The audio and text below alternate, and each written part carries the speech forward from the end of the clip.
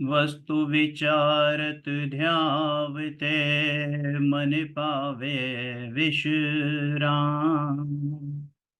रस स्वादत सुख उपजे, अनुभवता को नाम। अनुभव चिंता मणि रतन, अनुभव है रस को। अनुभव मार्ग मोक्ष को, अनुभव मोक्ष स्वरूप, अनुभव मोक्ष स्वरूप। नाटक समय सर जी अपने चल रहे हैं, और इसमें हमने कल तक 20 नंबर चंद कर लिया था। उसके आगे हम पढ़ते हैं। एक मिनट, स्क्रीन शेयर। कल हमने देखा था कि शुद्ध निश्चय नय से जीव का स्वरूप कैसा होता है। और ये जो छंद हमने पढ़े थे, वास्तव में पढ़े नहीं थे, बल्कि ये छंद पढ़ने के लिए हैं भी नहीं। ये छंद तो आनंद लेने के लिए हैं। ये छंद तो डूब जाने के लिए हैं, अनुभव करने के लिए हैं। मतलब इतना रस भरा हुआ है इन छंदों में। और शायद आप सोचते होंगे कि मैं बार बार इसी शब्द का इस्तेमाल करता हूं कि रस भरा हुआ है, रस भरा हुआ है।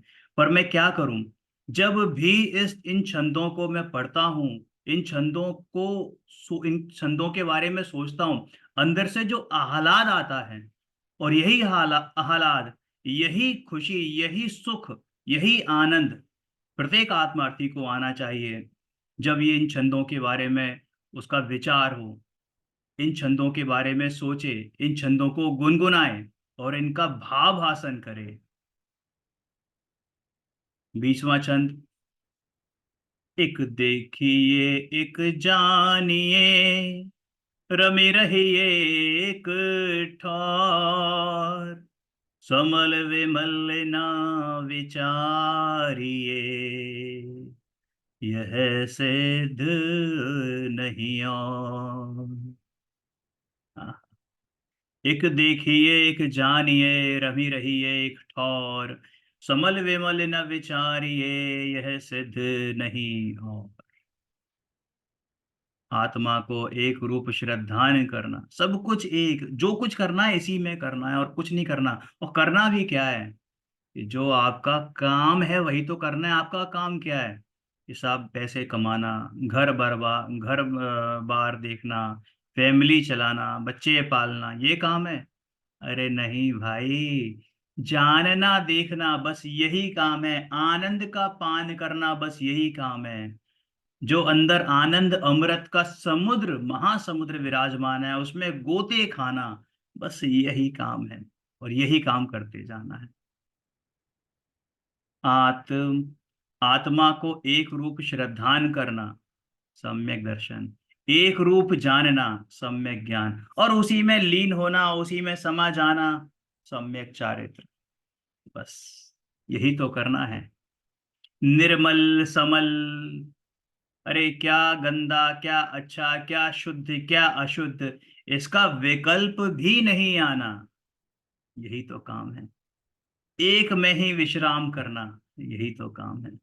और यही मोक्ष का उपाय है, और कोई उपाय नहीं है। अब पढ़ते हैं छंद नंबर 21। ये तो और इससे आगे की कहानी है। जाके पद सोहत सो लक्षण अनंत ज्ञान।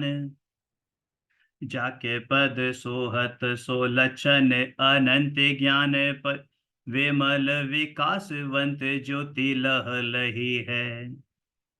जाके पद सोहत सो लक्षण अनंत ज्ञान, विमल विकासवंत ज्योति लह लही है।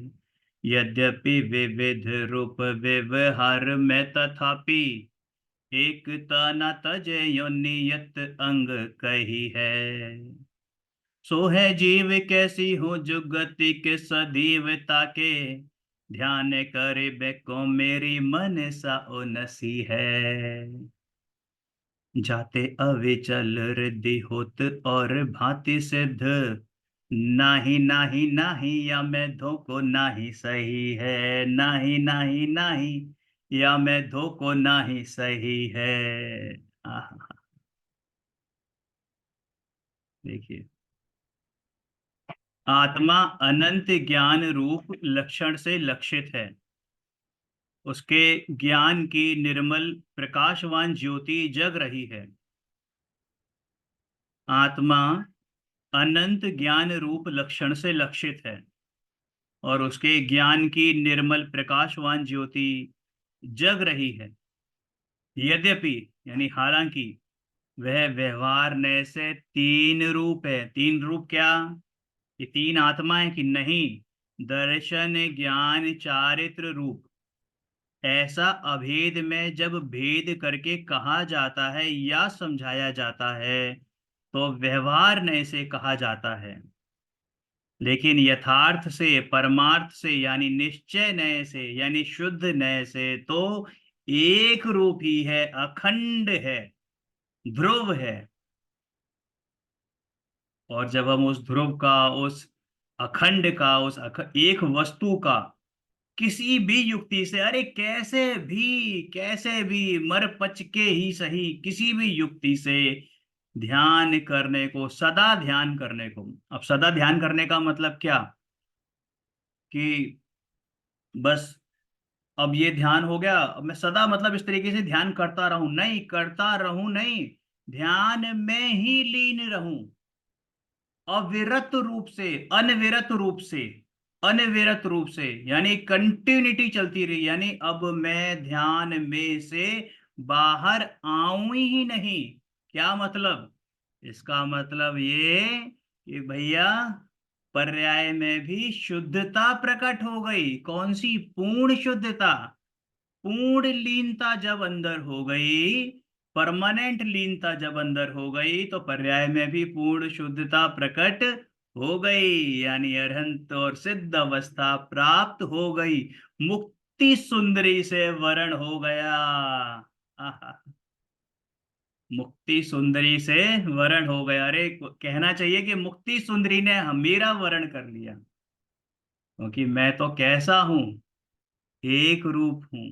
कैसा हूं? ध्रुव हूं। ज्ञायक भाव, एक ज्ञायक भाव, ज्ञायक एक भाव हूं।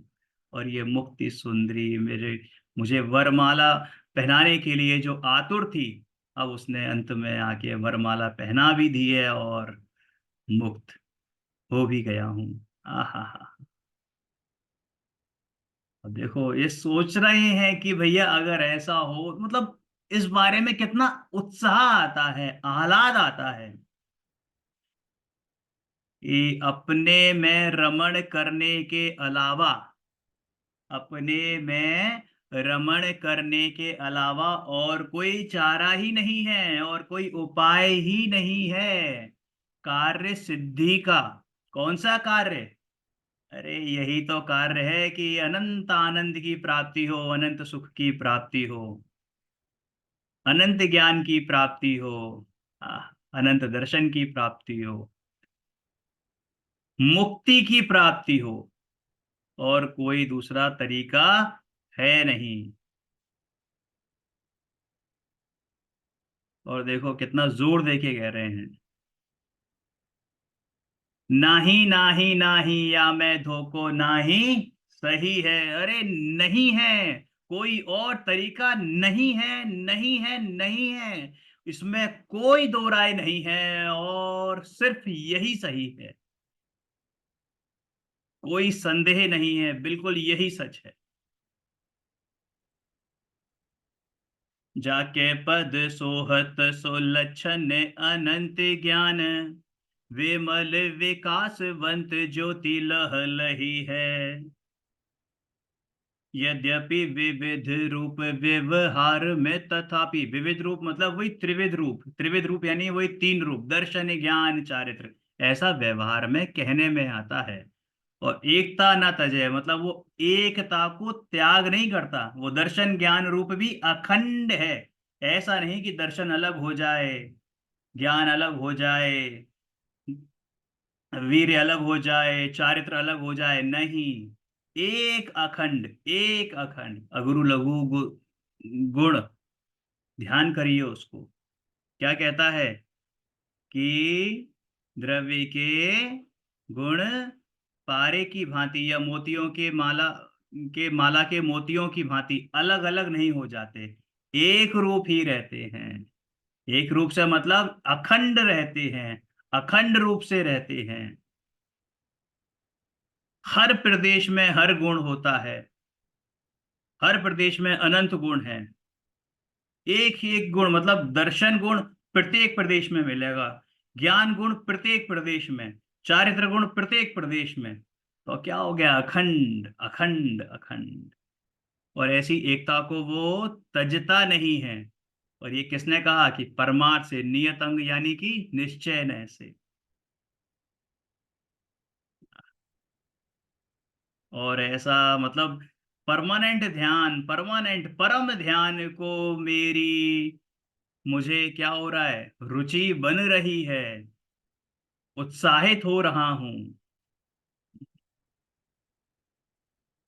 जाके पद सोहत सो लक्षण अनंत ज्ञान, विमल विकासवंत ज्योति लह लही है। यद्यपि विविध रूप व्यवहार में, तथापि एकता न तजयो नियत अंग कही है। सो है जीव कैसी हूँ जो गति के सदीव ताके, ध्यान करिबे को मेरी मन सा उन्हीं है। उन्हीं मतलब ललक रही है, ऐसी मनसा हो रही है। मंशा कहते हैं ना, मंशा मंशा, कि क्या मंशा है तुम्हारी, यानी क्या इच्छा है, क्या अभिलाषा है। सो है जीव कैसी हो, सो है जीव कैसी हो जुगति के सदीव ताके, ध्यान करिबे को मेरी मन सा ओ नहीं है। जाते अविचल रिद्धि होते और भांति सिद्ध, जाते अविचल रिद्धि होते और भांति सिद्ध, नाही नाही नाही या मैं धोको नाही सही है। भैया अपने में रमणता, चारित्र दर्शन ज्ञान, चारित्र रूप दिखता है अखंड, है अखंड। वही हमारा मंगलाचरण क्या, कि वस्तु विचारत ध्यावते, मन पावे विश्राम, रस स्वादत सुख उपजे, अनुभवता को नाम। अब 22वां छंद पढ़ते हैं कि ज्ञाता की अवस्था कैसी होती है। देखो सब एक ही चीज है, ज्ञाता कह लो, ज्ञानी कह लो, है ना? कै अपनो पद आप संभारत, कै गुरु के मुख की सुनी बानी, भेद विज्ञान जग्यो जिनके, प्रगति सुविवेक कला रसधानी, भाव अनंत भये प्रतिबिंबित, जीवन मोख दशा ठहरानी, ने ते नर दर्पण जो अविकार, रहे तेरे रूप सदा सुखदानी।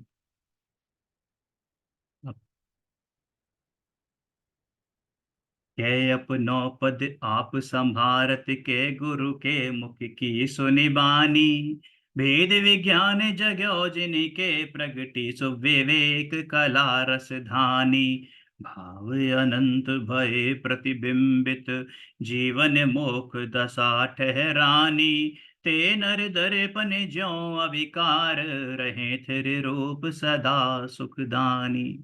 क्या बोला? कै अपनो पद आप संभारत, यानी अपने परिणाम को अपने आप ही संभालते हैं।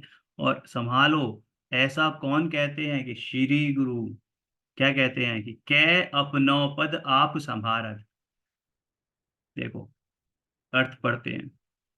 अपने आप अपना स्वरूप संभालने से, ज्ञाता का स्वरूप बताया ना यहाँ पर, ज्ञाता की अवस्था कैसी है? ज्ञाता की अवस्था कि अपना स्वरूप अपने आप संभालने से, यानी कि क्या, निसर्गज, अथवा श्री गुरु के मुखारविंद द्वारा, यानी गुरु उपदेश से, यानी कि क्या, अधिगमज, पढ़ा था ना तत्वार सूत्र में, निसर्ग दधिगमाद्वा, निसर्ग दधिगमाद्वा, यानी दो तरीके से ज्ञान होता है, सम्यक दर्शन होता है। कैसे? निसर्गज और अधिगमज।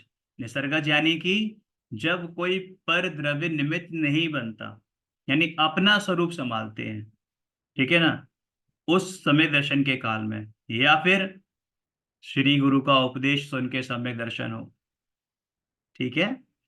अपने आप अपना स्वरूप संभालने से, यानी निसर्गज, अथवा श्री गुरु के मुखारविंद द्वारा उपदेश सुनने से जिनको भेद ज्ञान जागृत हुआ है, यानी स्वपर विवेक की ज्ञान शक्ति प्रकट हुई है, का मतलब क्या, कि सम्यक दर्शन हुआ है और सम्यक ज्ञान प्रकट हुआ है, उन महात्माओं को जीवन मुक्त अवस्था प्राप्त हो जाती है। देखो, जो दृष्टि मुक्त होते हैं ना, ये जो ऊपर आई है, स्वपर की ज्ञान शक्ति प्रकट हुई है, ये है दृष्टि मुक्त।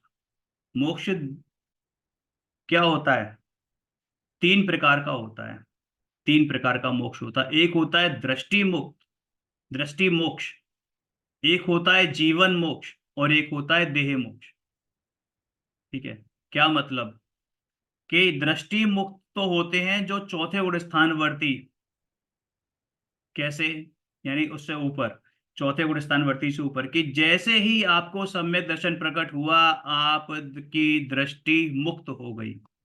क्या हुआ? आपकी दृष्टि मुक्त हो गई, यानी कि अब मोक्ष जाने से कोई रोक ही नहीं सकता है। आपकी दृष्टि मोक्षमयी हो गई, मोक्ष सम्मुख हो गई। मोक्ष सम्मुख क्या, कि मैं ही तो मोक्षमयी हूं, मेरे सन्मुख हो गई, ठीक है। और जीवन मुक्त, की अरिहंत परमेष्टि, यानी कि अब वो कभी भी जन्म नहीं लेंगे, जन्म से मुक्त हो गए। फिर देह मुक्त, यानी सिद्ध अवस्था, अब देह भी नहीं है, अब तो देह भी नहीं है। समझ में आया? अपने आप अपना स्वरूप संभालने से, अथवा श्री गुरु के मुखारविंद द्वारा उपदेश सुनने से जिनको भेद ज्ञान जागृत हुआ है, अर्थात स्वयं पर विवेक की ज्ञान शक्ति प्रकट हुई है, उन महात्माओं को जीवन मुक्त अवस्था प्राप्त हो जाती है, अरिहंत अवस्था प्राप्त हो जाती है। उनके निर्मल दर्पणवत स्वच्छ आत्मा में अनंत भाव झलकते हैं। जैसे दर्पण होता है ना, बिल्कुल स्वच्छ, निर्मल दर्पण जो होता है, बिल्कुल शुद्ध, उसमें जैसा सामने सामान हो, जैसे आइटम्स, जैसे प्रोडक्ट्स सामने रखे हों, जो भी वस्तु सामने रखी होती है एज इट इज, अगर गंदी वस्तु है तो वैसी ही झलकेगी, अच्छी है तो वैसी ही झलकेगी, सुंदर है तो सुंदर झलकेगी। तो ये जो जैसा वस्तु है वैसी अंदर झलकना, यानी कि जो वो दर्पण है वो दर्पण की स्वच्छता दर्शाता है। ऐसे ही जैसी बाहर वस्तु है वैसे ही ज्ञान में झलकना, ये ज्ञान की स्वच्छता है ना, ज्ञान की निर्मलता है। तो ऐसे ही मेरे स्वच्छ आत्मा में, मतलब केवली भगवान के स्वच्छ आत्मा में अनंत भाव झलकते हैं। केवली भगवान की बात है ना यहाँ पर, ज्ञानियों की बात है, तो कैसे कि अनंत भाव झलकते हैं। लेकिन चूंकि, और अनंत भाव कैसे झलकते हैं, कि युगपद झलकते हैं, एक साथ, तीन काल की, तीन लोक की, सारे पदार्थों की सारी पर्यायें एक साथ झलकने में आती हैं। किसी में भेद नहीं होता कि ये अच्छी, कि ये बुरी, कि ये पहले, कि ये बाद, नहीं।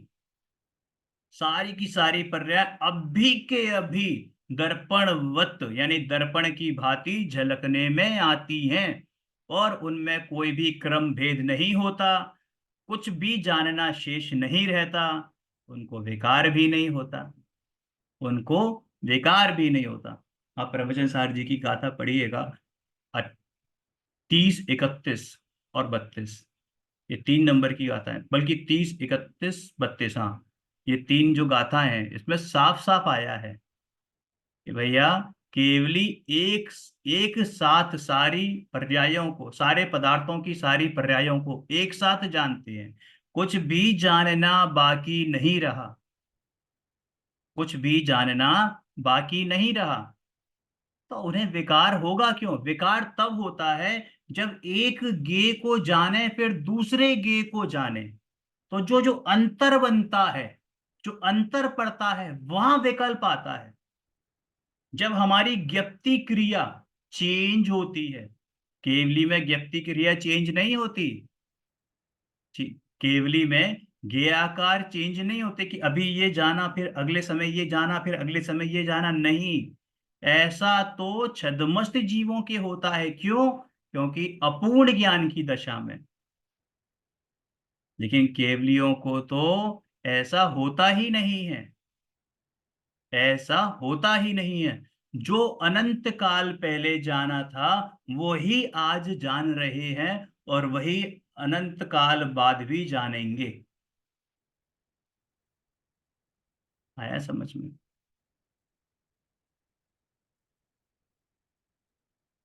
अपने आप अपना स्वरूप संभालने से अथवा श्री गुरु के मुखारविंद द्वारा उपदेश सुनने से। अब ये देखो, जो अपना स्वरूप संभालने से मतलब क्या है कि उस समय भले ही उनको देशना प्राप्त नहीं हुई हो, लेकिन बिना देशना लब्धि के, यानी भूतकाल में उन्होंने कभी ना कभी देशना सुनी होगी, जिसका जाति स्मरण आज हुआ, या उसके कारण से उनको कुछ ऐसा भान हुआ कि अरे ये मैं क्या कर रहा हूं। समझ में आया कि मेरी जाति तो सिद्ध समान है, सिद्ध समान सदा पद मेरो, कि मेरा पद तो सिद्ध समान है, और मैं कहाँ कूड़े कचरे के ढेर में पड़ा हुआ हूँ। हम्म? अपने आप अपना स्वरूप संभालने से अथवा श्री गुरु के मुखारविंद द्वारा उपदेश सुनने से जिनको भेद ज्ञान जागृत हुआ, यानी सम्यक दर्शन प्रकट हुआ है, स्वपर विवेक की ज्ञान शक्ति प्रकट हुई है, उन महात्माओं को देखो, उनको महात्मा बोला जा रहा है। चौथे गुण स्थान, पांचवें गुण स्थान, छठे सातवें गुण स्थान में झूलते हुए मुनिराज महात्माओं को जीवन मुक्त अवस्था प्राप्त हो जाती है, अरिहंत बन जाते हैं, और फिर तो पूर्ण मुक्त हो जाते हैं। उनके निर्मल दर्पणवत स्वच्छ आत्मा में अनंत भाव झलकते हैं, लेकिन उनमें कुछ विकार नहीं होता। वे तो सदा आनंद में मस्त रहते हैं, आनंद ही आनंद है, आनंद ही आनंद है, आनंद में मस्त रहते हैं। अब जो ऊपर बात आई है कि भेद विज्ञान, ये भेद विज्ञान क्या चीज है, इसकी क्या महिमा है, देखो क्या बोलते हैं।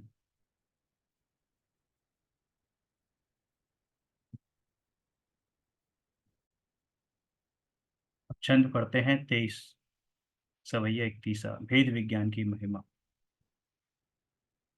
यही वर्तमान समय भव्य नेको मिटो मोह, लग्यो है अनादि पज्ञो है कर्म मल सो, उदय करे भेद ज्ञान महारुचि को निधान, और को उजारो भारो न्यारो धुंध दल सो, जाते थे रे रहे अनुभव विलास गए फिर, कब हूँ अपन पो न कहे पुद गल सो, यह कर तूत यो जो दाई करे जगत सो, पावक जो भिन्न करे कंचन उपल सो, पावक जो भिन्न करे कंचन उपल सो। अर्थ पढ़ते हैं फिर पढ़ते हैं आगे। इस समय लोग क्या बता रहे हैं, भेद विज्ञान की महिमा, तो ध्यान से सुनिएगा।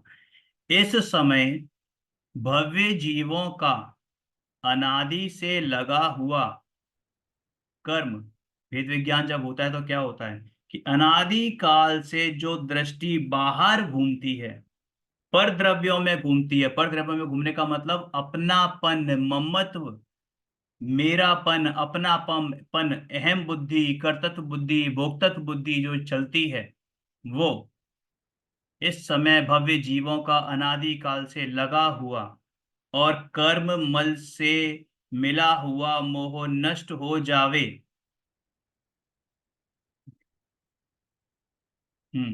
इस समय भव्य जीवों का अनादि काल से मिला से लगा हुआ और कर्म मल से मिला हुआ मोह नष्ट हो जावे। और इसके मोह मतलब कौन सा, यहाँ पे दर्शन मोह की बात है ना। इस समय भव्य जीवों का अनादि काल से लगा हुआ और कर्म मल से मिला हुआ मोह नष्ट हो जावे, दर्शन मोह नष्ट हो जावे। और इसके नष्ट हो जाने से हृदय में महाप्रकाश करने वाला, संशय समूह को मिटाने वाला, दृढ़ श्रद्धान की रुचि स्वरूप भेद विज्ञान प्रकट होता है। इससे स्वरूप में विश्राम और अनुभव का आनंद मिलता है तथा शरीर आदि, शरीर आदि मतलब केवल शरीर नहीं, शरीर और उनसे मिले हुए तमाम संयोग, ऐसे पुद्गल पदार्थों में कभी अहम बुद्धि नहीं रहती। यह क्रिया उन्हें संसार से ऐसे पृथक बना देती है कि जैसे अग्नि स्वर्ण को किट्टिका से भिन्न कर देती है। मतलब क्या, किट्टिका का मतलब होता है इम्प्योरिटीज। जब सोने में कुछ इम्प्योरिटी मिलती है तो उसको तपाया जाता है। तो जब वो 16 ताप का जो सोना होता है ना, बिल्कुल प्योरेस्ट फॉर्म होता है, जिसको हम लोकल लैंग्वेज में या रीजनल लैंग्वेज में 24 कैरेट गोल्ड कहते हैं। 100% गोल्ड होता है। मतलब क्या, कि उसमें बिल्कुल भी इम्प्योरिटी नहीं होती, बिल्कुल भी इम्प्योरिटी नहीं होती। ऐसे तपा तपा के तपा तपा के तपा तपा के सारी इम्प्योरिटीज निकाल दी जाती हैं। और निकाल क्या दी जाती है, निकल जाती हैं। एक बार पढ़ते हैं, फिर आज के लिए इतना ही करते हैं। देखो, यही वर्तमान समय भव्य निकी मिटो मोह, लग्यो है अनादि पज्ञो है कर्म मल सो, उदय करे भेद ज्ञान महारुचि को निधान, और को उजारो भारो न्यारो धुंध दल सो, जाते तेरे रहे अनुभव विलास गए फिर, कब हूँ अपन को न कहे पुद गल सो, यह कर तू यो जुदाई करें जगत सो, पावक जो भिन्न करें कंचन उपल सो, पावक जो भिन्न करें कंचन उपल सो। आज के लिए इतना ही। निज निधि निज में बताई यह अनंत